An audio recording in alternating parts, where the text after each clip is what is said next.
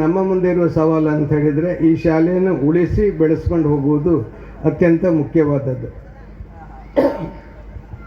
ಅದು ಇವತ್ತಿನ ದಿವಸದಲ್ಲಿ ಅದು ಅನುದಾನಿತ ಶಾಲೆಗೆ ನಿಜವಾಗಿ ಬಹಳ ಕಷ್ಟ. ಯಾಕಂತ ಹೇಳಿದರೆ ಸರ್ಕಾರಿ ಶಾಲೆಗೆ ಸಾಕಷ್ಟು ಸೌಲಭ್ಯ ಸರ್ಕಾರದಿಂದ ಬರ್ತದೆ, ಆದರೆ ಅನುದಾನಿತ ಶಾಲೆಗೆ ಭಾಳ ಕಷ್ಟ. ಅದನ್ನು ನಡೆಸ್ಕೊಂಡು ಹೋಗುವುದೇ ಒಂದು ಸಮಸ್ಯೆಯಾಗಿ ಇವತ್ತಿನ ದಿವಸದಲ್ಲಿ ನಾವು ನೋಡ್ತಾ ಇದ್ದೇವೆ. ಯಾವುದೇ ಒಂದು ಅನುದಾನಿತ ಶಾಲೆಯಲ್ಲಿ ಇರ್ಬೋದು, ಒಂದು 100 ಮಕ್ಕಳು ಇವತ್ತು ನಮಗೆ ಸಿಗ್ತಾರೆ ಅಂತ ಹೇಳಿದರೆ ಅದು ಒಂದು ದೊಡ್ಡ ಗ್ರೇಟ್ ಅಚೀವ್ಮೆಂಟ್. ಆದರೆ ಈ ಶಾಲೆಯಲ್ಲಿ 100ಕ್ಕಿಂತ ಹೆಚ್ಚು ಮಕ್ಕಳು ಕಲಿತಾ ಇದ್ದಾರೆ ಅಂತ ಹೇಳಿದರೆ ಖಂಡಿತ ಊರಿನವರ ಸಹಕಾರ ಸಾಕಷ್ಟು ಇದೆ. ಮತ್ತು ಇನ್ನೂ ಸಹ ಯಾವುದೇ ಒಂದು ಶಾಲೆ ಅಭಿವೃದ್ಧಿ ಹೊಂದಬೇಕಾದರೆ ನಾವು ಆ ಶಾಲೆಗೆ ಇವತ್ತಿನ ದಿವಸದಲ್ಲಿ ಬೇಕಾಗಿರುವುದು ನಮ್ಮ ಮಕ್ಕಳು ಎಲ್ಲರಿಗೂ ತಂದೆ ತಾಯಿಗಳಿಗಿರ್ತದೆ, ನಮ್ಮ ಮಕ್ಕಳು ಇಂಗ್ಲೀಷ್ ಮೀಡಿಯಮಲ್ಲಿ ಓದಬೇಕು, ಇಂಗ್ಲೀಷ್ ಮೀಡಿಯಮಲ್ಲಿ ಕಲಿಬೇಕು ಅಂಥೇಳೋ ಒಂದು ಆಶೆ ಆಕಾಂಕ್ಷೆ ಎಲ್ಲ ತಂದೆ ತಾಯಿಗಳ ಹತ್ರ ಇರ್ತದೆ. ಅದಕ್ಕೋಸ್ಕರ ಎಲ್ಲ ಶಾಲೆಗಳಲ್ಲಿಯೂ ಇವತ್ತಿನ ದಿವಸದಲ್ಲಿ LKG UKG ಪ್ರಾರಂಭ ಮಾಡಿ ಫಸ್ಟ್ ಸ್ಟ್ಯಾಂಡರ್ಡಿನಿಂದ ಇಂಗ್ಲೀಷ್ ಕಲಿಸುವಂಥದ್ದು ವ್ಯವಸ್ಥೆ ನಡೀತಾ ಉಂಟು.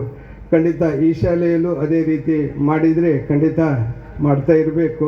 ಮಾಡಿದರೆ ಖಂಡಿತ ಮಕ್ಕಳ ಸಂಖ್ಯೆ ಜಾಸ್ತಿ ಆಗ್ತದೆ, ಈ ಶಾಲೆಯನ್ನು ಉಳಿಸ್ಕೊಳ್ಬೋದು. ಮತ್ತು ಈ ಹಿಂದೆ ಯಾವ ಒಂದು ವೈಭವದಿಂದ ಈ ಶಾಲೆ ನಡೆದಿತ್ತು ಅದೇ ರೀತಿಯಲ್ಲಿ ಶಾಲೆಯನ್ನು ಉಳಿಸ್ಕೊಂಡು ಹೋಗಲಿಕ್ಕೆ ಸಾಧ್ಯ ಉಂಟು. ಅದಕ್ಕೋಸ್ಕರ ಈ ಹಿಂದಿನ ವಿದ್ಯಾರ್ಥಿಗಳು, ಯಾಕಂತ ಹೇಳಿದರೆ ಇಷ್ಟು ಜನ ಇಲ್ಲಿ ನಾವು ನೋಡ್ತಾ ಇದ್ದೇವೆ, ಹೆಚ್ಚಿನವರೆಲ್ಲ ಈ ಶಾಲೆಯ ಹಳೆ ವಿದ್ಯಾರ್ಥಿಗಳೇ ಇರಬೇಕು. ಯಾಕಂತ ಹೇಳಿದರೆ ನಮ್ಮ ಶಾಲೆ ಅಂತೇಳೋ ಮನೋಭಾವನೆ ಎಲ್ರಿಗೂ ಉಂಟು. ಆದರೆ ಇವತ್ತಿನ ಪರಿಸ್ಥಿತಿ ಬದಲಾಗಿ ಎಲ್ಲ ಬೇರೆ ಬೇರೆ ಕಡೆ ತಮ್ಮ ಮಕ್ಕಳನ್ನು ಶಾಲೆಗೆ ಕಳಿಸ್ತಾ ಇರೋದು ನಾವು ನೋಡ್ತಾ ಇದ್ದೇವೆ. ಆದಷ್ಟು ಜನ ಊರಿನವರು ಎಚ್ಚೆತ್ತುಕೊಂಡು ಈ ಶಾಲೆಗೆ ಮಕ್ಕಳನ್ನು ಕಳಿಸಿ ಖಂಡಿತ ಇವತ್ತು ದಾನ ಧರ್ಮ ಮಾಡುವವರ ಸಂಖ್ಯೆ ಸಾಕಷ್ಟಿದೆ. ಈಗ ಲಯನ್ಸ್ ಕ್ಲಬ್ಬಿನವರು ಒಂದು ಒಳ್ಳೆಯ ಒಂದು ಬಾಲವನ ಮಕ್ಕಳಿಗೆ ಆಟ ಆಡುವಂಥ ಒಂದು ವ್ಯವಸ್ಥೆ ಮಾಡಿದ್ದಾರೆ. ರೋಟರಿ ಕ್ಲಬ್ಬಿನವರು ಕೊಡ್ತಾ ಇದ್ದಾರೆ.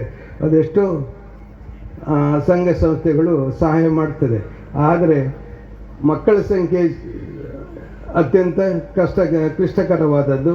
ಅದನ್ನು ಊರಿನವರು ಮನಸ್ಸು ಮಾಡಿ ಹೆಚ್ಚಿನವರು ನಮ್ಮ ಮಕ್ಕಳನ್ನು ಇದೇ ಶಾಲೆಗೆ ಕಳಿಸುವಂತಾಗಬೇಕು.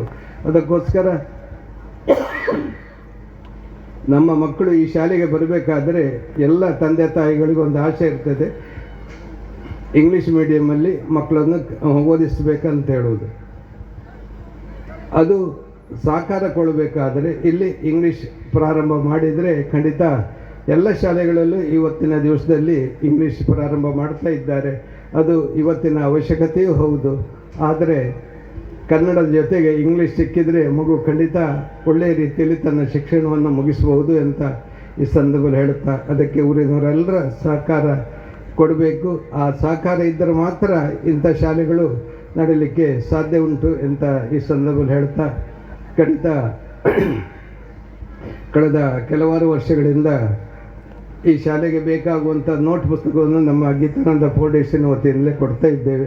ಅದಲ್ಲದೆ ಇನ್ನೂ ಏನಾದರೂ ಸಹಕಾರ ಬೇಕಿದ್ದರೆ ನಮ್ಮ ಕೈಯಿಂದ ಆದಷ್ಟು ಮಾಡ್ತೇವೆ ಅಂತ ಈ ಸಂದರ್ಭದಲ್ಲಿ ಹೇಳ್ತಾ ನಿಮ್ಮೆಲ್ಲರಿಗೂ ವಂದಿಸಿ ನನ್ನ ಮಾತನ್ನು ಮುಗಿಸ್ತೇನೆ.